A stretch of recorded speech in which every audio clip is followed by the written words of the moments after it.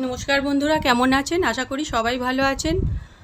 আজ আমি এমন একটি রেসিপি বানাবো যেটা কিনা খুবই ট্রেন্ডিংয়ে চলছে। এইভাবে যদি আপনারা রেসিপিটা বানান তাহলে অসাধারণ হবে। তাহলে চলুন ঝামেলা ঝঞ্ঝাট ছাড়াই রেসিপিটা বানিয়ে ফেলি। প্রথমে ফুটন্ত জলে তেজপাতা আর গোটা গরম মশলা দিয়ে ভালো করে ধুয়ে রাখা চাল দিয়ে ভাতটা করে নিতে হবে।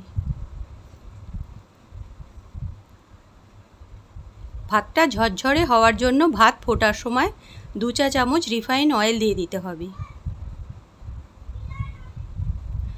এবার ভাতটা একটা পাত্রে ঢেলে তাতে স্বাদ মতো নুন আর পরিমাণ মতো চিনি দিয়ে দিতে হবে। চিনিটা একটু বেশি দিতে হবে, কেননা বাসন্তী পোলাও খেতে একটু মিষ্টি মিষ্টি হয়।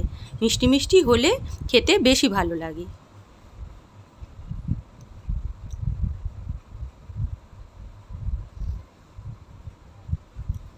তারপর পরিমাণ মতো ঘি আর দুধে ঘোলা হলুদ বা ফুড কালার দিয়ে দিতে হবে।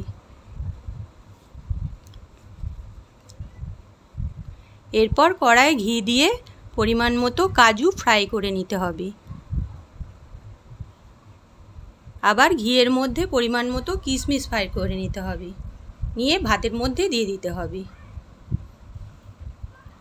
এরপর ওই ঘিয়েই গোটা গরম মশলা ফ্রাই করে ভাতের মধ্যে দিয়ে দিতে হবে। এরপর সমস্ত কিছু ভালো করে ভাতের মধ্যে মিশিয়ে নিতে হবে। সব শেষে 2 চামচ ঘি ছড়িয়ে দিতে হবে, এতে ফ্লেভারটা খুব ভালো আসে। এবার এটাকে মাংস বা আলুর দম যা কিছুর সাথে খেতে পারেন, খুব ভালো লাগবে। যদি রেসিপিটা ভালো লেগে থাকে তাহলে অবশ্যই শেয়ার, কমেন্ট, লাইক করে দেবেন।